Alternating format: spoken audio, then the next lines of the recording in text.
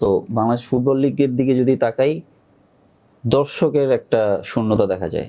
আমরা যদি আবার দেখেন, আমি যদি একদম গ্রামের ছোটখাটো টুর্নামেন্টের কথা বলি, বিল্ডিং এর ছাদে, গাছের ডালে, জি। মানে দর্শকের অভাব নাই। মানুষ তো খেলা দেখতে চায়, রাইট। কিন্তু আমরা লিগে কেন পাচ্ছি না? এটা কি আমাদের প্ল্যানিং এ কোথাও ভুল, নাকি প্রচারণার ভুল, নাকি লিগগুলো ঠিক মতো টাইম সেট করতে পারছি না? মানে আমি তো যখন একটা লিগ ক্যালেন্ডার সেট করব, তখন তো আমার সবকিছু মাথায় রাখতে হয়। এরকম নির্বাচনের জন্য লাস্ট 1 মাস মনে হয় খেলা বন্ধ, না, 1 মাসেরও বেশি। 1 মাসেরও বেশি। তো ক্লাবগুলো তো ক্ষতিগ্রস্ত হচ্ছে।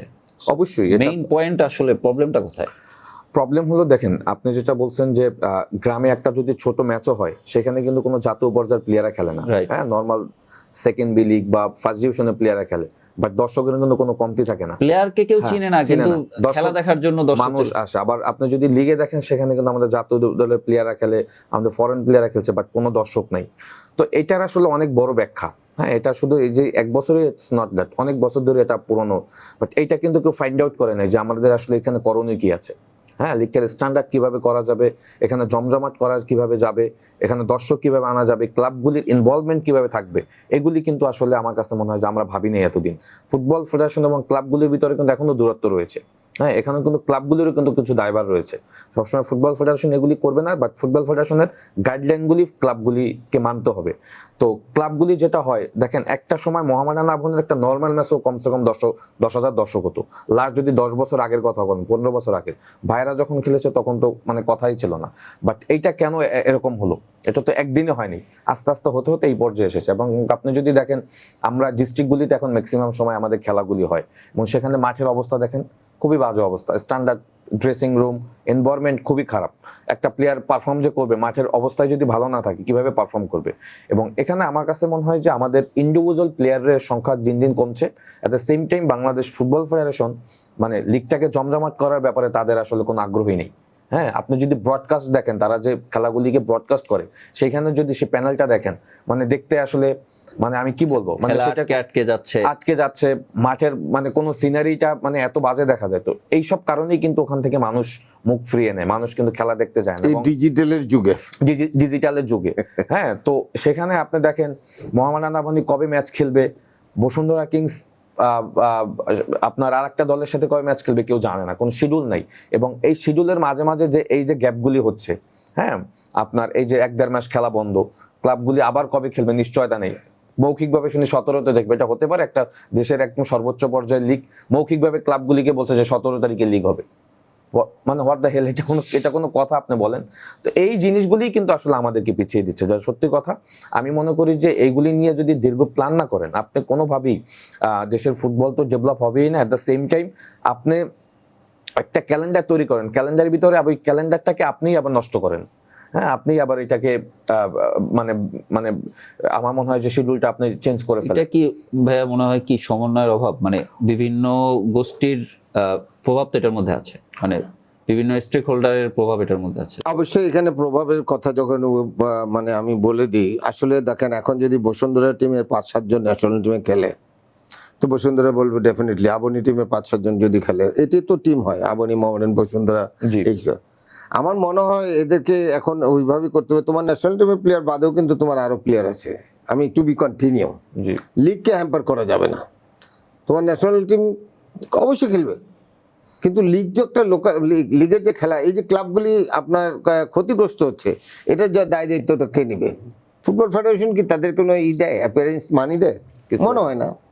তারা কয় টাকা পায়?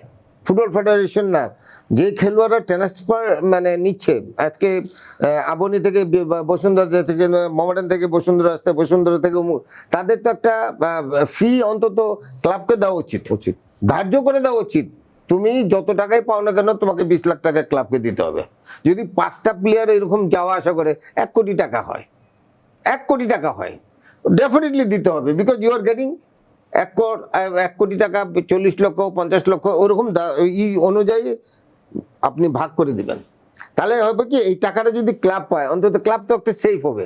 প্রফেশনাল লিগ মানেই এই ধরনের জিনিসগুলিকে আপনাকে দিতে হবে। তো যদি আপনি ইনপুট না দেন তাহলে কোনোদিনও কিন্তু ক্লাবগুলি বেনিফিটেড হবে না। Right. আপনি প্লেয়ার আপনি খাওয়ায় পড়ায় মানুষ করে সব কিছু করছেন, আপনি আজকে ভালো খেলছেন, ন্যাশনাল টিমে গেছেন, আপনি দৌড় দিয়ে চলে গেছেন বড় ক্লাবে এবং বড় অঙ্কের টাকা, তো what is the benefit of the club?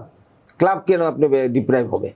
তো এই কথাগুলি আমি বলছি বহুত আগে, বহু সব সময়, যে প্লেয়ারও যদি বেনিফিট হবে, ক্লাবও বেনিফিট দেবে।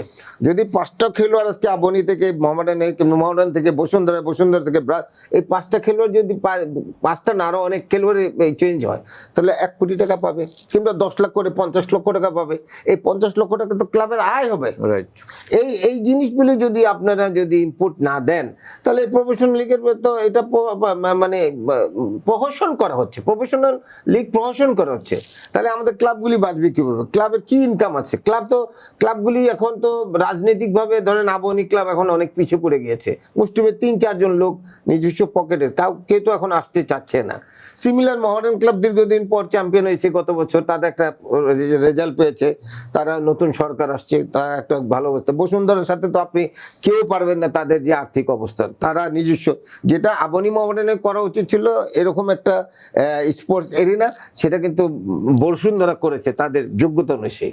আর তো কারো নাই, আর তো কারো কিছু করেন নাই, মোহামেডান টিমের প্র্যাকটিস করার জায়গা নেই। তো আপনি কিভাবে আশা করবেন প্রফেশনাল লিগে ভালো খেলা দেখার জন্য, কিংবা ভালো খেলতে হবে?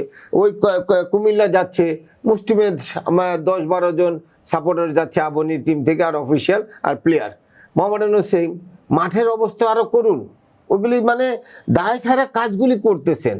খেলোয়াড় তৈরি হবে কেমন করে, আর মানুষ দর্শক আসবে কেমন? ইন্ডিভিজুয়াল খেলোয়াড় তো আসতো এনাদ ভাইয়ের ফ্যান, সালাউদ্দিন ভাইয়ের ফ্যান, চুন্নু ভাইয়ের ফ্যান, খুরশেদ আলম, আশিস, মহসিন ভাই, বাবলু ভাই, নাম বলে ওয়াসিম, মানে আমাদের যে আমলের যে প্লেয়ারদের আছে, এদের নাম বলে শেষ করে যাবে না। ওদের কিন্তু ব্যক্তি ফ্যান দিয়েই যেত। এই ফ্যানরাও কিন্তু এখন আর সেইখানে নাই, কারণ চিনেও না, বুঝেও না কার খেলা কোন দিন ভালো হবে, কার পক্ষে আমি সব সময় বলবো যে ও আমার ফ্যানও নেই। সাকিব আল হাসানের ফ্যান আছে, তামিম ইকবালের ফ্যান আছে, মাশরাফি মর্তুজার ফ্যান আছে। আপনি দেখান তো, এমিলিরে যখন খেলছে ওদেরও ফ্যান ছিল। এখন হামজার ফ্যান কতদিন হামজাকে আসবে না, তারপরে কি হবে? তো আমাদের দৃষ্টিটা রাখতে হবে গ্রাসরুট।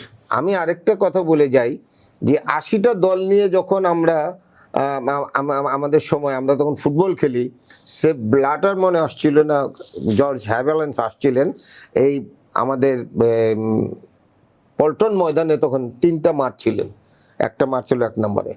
80টা দল নিয়ে, 80টা এলাকার দল নিয়ে, পাড়া মহল্লার ছেলেপেলে নিয়ে কিন্তু পায়োনিয়ার লিগ করে বহুত খেলোয়াড় আসছে। জিজ্ঞেস করেন মুন্না থেকে শুরু করে, সাব্বির থেকে শুরু করে বহু প্লেয়ার আসছে। এবং এই পাড়া মহল্লা যদি এই খেলাগুলি হতো, ক্লাবগুলি হতো, তাহলে পাড়া মহল্লার ছেলেপেলে মাদক কিংবা রাজনীতি দলের সাথে সম্পৃক্ত হতো না, কারণ তখন খেলাধুলার সাথে থাকতো, সাংস্কৃতিকের দিকে থাকতো। 80টা দল মানে কম না, 80টা দল নিয়ে কিন্তু শুরু করছে পায়োনিয়ার লিগ। সেখান থেকে কিন্তু বহু খেলা, আমাদের সম্রাট এমিলিও আসছে। তো এই যে খেলোয়াড়গুলি কই থেকে আসছে, তখনকার সাংগঠনিক দক্ষতা ছিল এবং তারা চিন্তা করছে পায়োনিয়ার লিগ, এবং ফিফাই আমাদেরকে সেই দিয়েছে। কিন্তু এখনকার ফিফা যেটা করতেছে, প্রফেশনাল লিগ, $1.2 মিলিয়ন কিংবা $500,000, এরা আমরা মানে গত 18 বছর আমরা দেখছি বিদেশে যাওয়া আসার খরচ ছাড়া, ওইটা কিন্তু ছিল কিন্তু টাকাটা development, how to develop youth football. এই যে জিনিসগুলি সঠিকভাবে না হওয়াতে আমাদের কিন্তু সব জায়গায়, এখন যদি বলি ডিস্ট্রিক্টের ডিসি থেকে শুরু করে যখন যে চলছে, আগেকার ডিসিদের একটা জিনিস ছিল যে অন্তত লিগ চালাতে হইতো, এখান থেকে খেলোয়াড়। এই দেখেন, আমি এখন পুরানো কথায় চলে যাই, আমাদের খেলোয়াড়ে ছিল ওখানে 82 সালে জেল খেটেছেন, তখন আমাদের সেক্রেটারি সাহেব ছিলেন কে? আপনি যদি দেখেন, মানে আমাদের খেলোয়াড়দের সাংগঠনিক দক্ষতা, 4টা প্লেয়ার জেল খেটেছে আবনি মোহামেডানে খেলায়। ওই ম্যাচ আমিও খেলেছি এবং সেখানে কোনো দোষ নাই। একটা সংঘর্ষ হয়েছে, আবনি হেরে গিয়েছে, ওই ম্যাচে মোহামেডান জিতেছে। কিন্তু আবনি ম্যাচ মানেই কিন্তু একটা বিরাট দ্বন্দ্ব, দেশ 2টা ভাগে বিভক্ত। কেন আবনির কথা হলো, খেলা যাই হোক না হোক, আমরা মোহামেডানের সাথে জিতি, চ্যাম্পিয়ন মোহামেডান হয়েছে অনেক পয়েন্টে, কিন্তু রাতের বেলা দেখি সব জেলে নিয়ে গেছে। কেন? তারা দেশদ্রোহিতা কাজের সাথে সুবিধা। সেখানেও কিন্তু যিনি আমাদের সেক্রেটারি ছিলেন, তারও দায়িত্ব ছিল যে প্লেয়ার কেন জেলে যাবে। জাতীয় পার্টি সরকারের সময় জেলে গিয়েছে।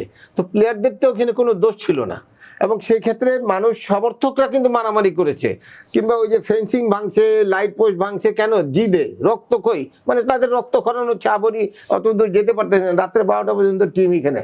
তারপরে যখন বাসায় গেছে তখন তাদের পুলিশ অ্যারেস্ট করে নিয়ে আসছে, এবং তাদের 17 দিন জেলও খাটতে হয়েছে। তো অনেক কিছুই আছে কিন্তু, তো এইগুলিকে ফিরিয়ে আনতে হলে আমাদের নতুন বাংলাদেশে নতুন করে যিনি প্রধানমন্ত্রী হবেন তারও কিন্তু এখানে অনেক কিছু, এবং ক্রীড়ামন্ত্রী সবাইকে সমন্বয় করে সুন্দর চিন্তা করে এগোতে হবে। যারা সাংগঠনিক দক্ষতা আছে তাদেরকে নিয়ে কাজ করতে, যদি আপনি মানে রাজনীতির অঙ্গনে যদি জড়িয়ে দেন সে করবে, তাহলে কিন্তু হবে না। আরো আপডেট পেতে সাবস্ক্রাইব করুন আমাদের ইউটিউব চ্যানেল এবং ক্লিক করুন বেল আইকন। ফলো করুন টিকটক ও ফেসবুক পেজে।